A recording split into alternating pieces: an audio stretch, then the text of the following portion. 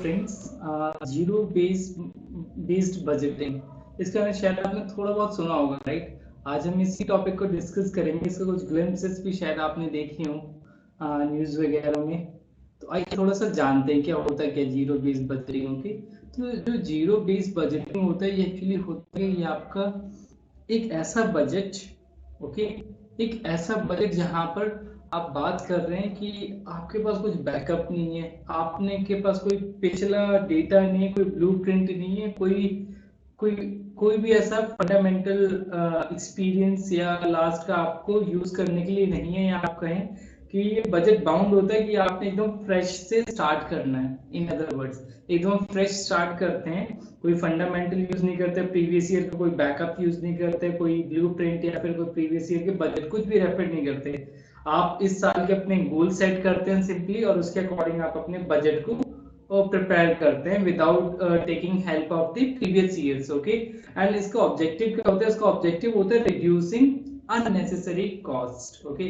इसका basic objective होता है कि अननेसेसरी कॉस्ट है उसको रिड्यूस कर देना, ओके। हालांकि जो ये बजट होता है ये जो बहुत ऐसी ऑर्गेनाइजेशन जिनके जो ऑब्जेक्टिव बड़े वास्ट होते हैं, बड़े लॉन्ग रेंज में होते हैं, ऐसे ऑर्गेनाइजेशन के लिए ऐसा बजट को इम्प्लीमेंट करना काफी टफ हो जाता है, काफी हार्ड हो जाता है कि एकदम फ्रेश स्टार्ट करना is not like easy game, alright.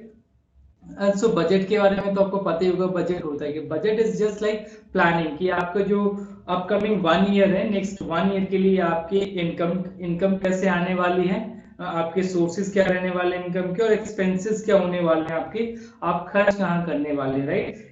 Income और एक्सपेंसेस की इसी प्लानिंग को ही हम बजट कहते हैं। बजट के 3 टाइप्स होते हैं, आप लोगों को तो पता ही होंगे, राइट, हमने पहले भी डिस्कस किए हुए। So the very first type is your deficit budget, okay. This one is deficit budget. Deficit जहां पर आपकी जो इनकम है वो कम है देन जो आपके खर्चे होने वाले हैं in the upcoming year, okay. Surplus budget जहां पे आपकी इनकम ज्यादा है लेकिन जो खर्चे हैं उसके रिस्पेक्टिवली कम होंगे। और बैलेंस बजट जहां पे आपके जो रेवेन्यू होगा वो लगभग क्या ऑलमोस्ट इक्वल होगा एक्सपेंसेस के, that is the balanced budget. I hope आपको ये बातें भी क्लियर होंगी, राइट। आइए नेक्स्ट बात करते हैं कि इनके फीचर्स क्या होते हैं। जो जीरो बेस्ड बजट होता है ये हर साल शुरू से स्टार्ट होने वाला है, हर बार आप इसको स्टार्टिंग से प्रिपेयर करते हैं। सो ये हर साल एवरी ईयर कैसा होता है, ये फ्रेश स्टार्ट होता है, ओके। ये इसका एक फीचर है, ये जीरो बेस अपने आप पे ये डिफाइन करता है। उसके अलावा ये बजट है, ये फोकस करता है कि इस साल आपके पर्टिकुलर प्रोग्राम्स क्या है, आप कौन सी एक्टिविटीज करने वाले हैं, ओके, उस पे वर्क करता है। ना कि ये कि आपके आपके काम क्या क्या है, आपके फंक्शंस क्या क्या है, आप कैसे कैसे काम करते हैं, डजंट मैटर। आप इस साल क्या करने वाले हैं उसके ऊपर के खर्चे के ऊपर ही टोटली बेस्ड होता है, और बाकी कुछ भी नहीं। इस वे में क्या होता है कि जो डिस्क्रिशनरी कॉस्ट होती है मतलब ऐसी कॉस्ट जिसको आप कम कर सके, रिड्यूस कर सके, आपके बिजनेस फिर भी मतलब जो आपकी एक्टिविटीज फिर भी कैरी ऑन की जा सके, उसके लिए बेस्ट होता है, राइट। इसके अलावा ये बजट आपको कॉस्ट इफेक्टिव डिलीवरी देते हैं पब्लिक सर्विसेज की। कॉस्ट इफेक्टिव का मतलब समझते हैं कैसे, मतलब एट द बेस्ट कॉस्ट, मतलब लीस्ट कॉस्ट। जो प्लान की है वो एकदम जो प्लानिंग होती है वो एकदम प्रिसाइज होती है, टू द पॉइंट प्लानिंग होती है, राइट। इसके अलावा ये जो बजट है ये लोवेस्ट लेवल की एक्टिविटीज से अपवर्ड की तरफ मूव करता है, मतलब बॉटम टू अप की तरफ भी मूव करता है, राइट।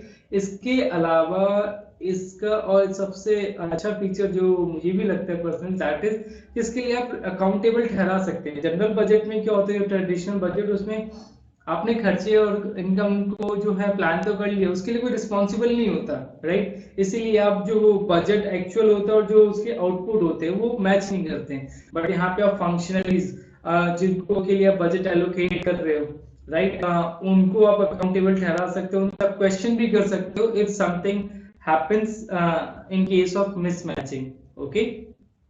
इसके बेनिफिट्स भी होते हैं जीरो बेस्ड बजटिंग का। सबसे पहले अगर हम बेनिफिट की बात करें तो देखिए बेनिफिट कैसा है कि इफेक्टिव प्रोसीजर्स होता है। इफेक्टिव प्रोसीजर समझते हैं, इसका मतलब ये होता है कि जो आपने इसका प्लान किया है, जो आप सोचते हैं, आप ऑलमोस्ट वही उसी डायरेक्शन की तरफ मूव भी करते हैं इन एक्चुअल आउटपुट में भी।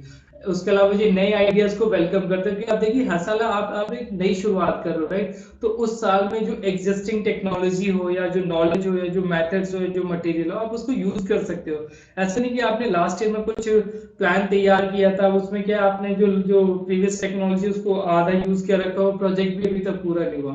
अब आप उसमें क्या हो, वही पुरानी टेक्निक ही यूज करोगे क्योंकि आपको पुराना प्रोजेक्ट है कंप्लीट करने के लिए। तो इसमें ऐसा नहीं होता, इसमें आप क्योंकि हर साल नया प्लान कर रहे होते हो, उसी साल के लिए पर्टिकुलर प्लान होता है, तो आप नई नई चीजों को इम्प्लीमेंट कर सकते हो।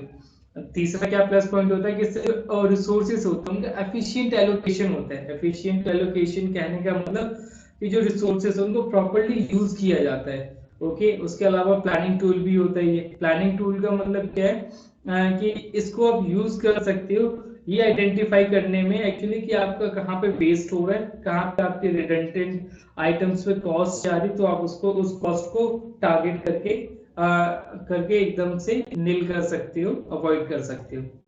लेकिन जीरो बेस्ड बजटिंग के फीचर्स के साथ लिमिटेशंस होती है। Every coin has two faces, right? So first thing is that it's like bureaucratic and the time consuming. Okay, ये इसका एक आप कहें तो डिसएडवांटेज है, दैट इज कि ये ब्यूरोक्रेटिक होता है टाइम। अल्टीमेटली इसको जो प्रोग्राम और परफॉर्म जो प्लान करने वाले हैं ब्यूरोक्रेटिक तो होंगे, राइट? इसके प्लानिंग के लिए कौन होंगे? हायर ऑफिशियल्स, वही इस पे काम करते हैं, राइट? तो ब्यूरोक्रेटिक होता है, टाइम कंज्यूमिंग इसलिए क्योंकि आपके पास आपको एकदम शुरू से तैयार करना है, राइट? जब आप शुरू से स्टार्ट कर रहे हैं तो आपकी स्पीड ऑलरेडी स्लो होती है, बिकॉज आपको बहुत सारी रिसर्च करनी पड़ती है, बहुत सारा काम करना पड़ता है, पेपर वर्क भी होता है। सॉरी मैंने बता दिया आपको, ये इसकी एक और लिमिटेशन पेपर वर्क भी आई है, वो भी देख लेते हैं। पेपर वर्क क्यों होते हैं इसमें? क्योंकि जो जीरो बेस्ड बजट होता है इसमें आपको बहुत सारी चीजों को टाइम देना पड़ता है, उनके लिए आपने प्रॉपर रिसर्च करनी होती है, देन प्रॉपर लोगों से ओपिनियन लेनी होती है, बहुत सारा काम करना होता है, इसलिए इसमें पेपर वर्क काफी हो जाता है। इसमें ब्यूरोक्रेट्स के लिए थ्रेट भी होते हैं, क्यों? क्योंकि अगर जो उन्होंने प्लान करके दिया और जो प्लान है उससे up to the mark output ना आए, तो इससे क्वेश्चन मार्क आता है कि ब्यूरोक्रेट कितने की इफेक्टिवनेस कैसी है, राइट? इसके अलावा organizational hierarchy, like traditional budgeting, zero based budgeting was also based on the organizational hierarchy. Organizational hierarchy reinforces functional barriers and fails to focus on the opportunities for improving business processes. Hierarchy का मतलब क्या होता है? आप पहले level 1 bottom, then उससे ऊपर, then उससे ऊपर, देन उससे ऊपर, देन उससे ऊपर, that is called the hierarchy. Step by step काम करना होता है। तो कहीं ना कहीं देखिए जो लिमिटेशंस हमने डिस्कस की ये एक दूसरे से इंटरलिंक्ड भी हैं, right? Then why zero based budgeting? Zero based budgeting जरूरी क्यों होती है? आप देखिए आपका आप जो प्रोड्यूसिंग बजट यूज कर रहे हैं और अगर आप उससे रेगुलरली लगातार क्या कर रहे हैं, आप इनकर कर रहे हैं क्या? डेफिसिट। कौन सा डेफिसिट? Revenue deficit.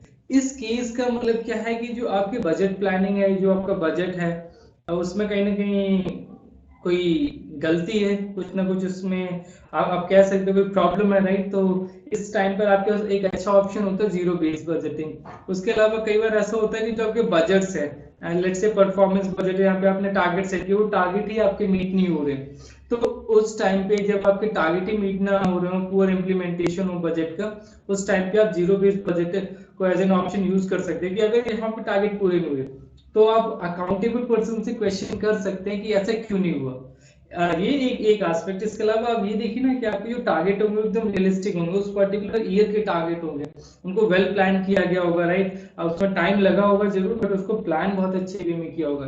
तो इस वे में आप जीरो बेस्ड बजट की नीड को समझ सकते हैं ना। परफॉर्मेंस बजट एक टर्म होती है, इसका मतलब क्या होता है? परफॉर्मेंस बजट जो टर्म है इसका बड़ा सिंपल सा मतलब है, आप कह सकते हैं इसका मतलब ये है कि अगर आपने कुछ बजट में कुछ एलोकेट किया है तो उससे कितना हुआ उसको प्रॉपर्ली असेस करना, राइट? गवर्नमेंट ने अगर कोई बजट में कोई प्रोविजन डाला, कोई प्रोग्राम डाला तो उसके लिए कितना हो गया और कितना बाकी है, इन सब चीजों को प्रॉपर्ली असेस मेजर किया जाता है, इसीलिए इसको परफॉर्मेंस बजट, ओवरऑल परफॉर्मेंस को मेजर करती हो बजट के साथ, राइट? और जेंडर बजट क्या होता है? जेंडर बजट में होता है कि आपने जेंडर के ऊपर कितना वर्क किया है। आई एम टॉकिंग यहाँ पे टारगेट विमेन होती है कि विमेन की कंडीशन को सुधारने के लिए, उनके वेलफेयर के लिए आपने जो स्कीम से प्रोग्राम चलाए, उन स्कीम से प्रोग्राम से क्या बेनिफिट हुए विमेन को, इस बात के ऊपर।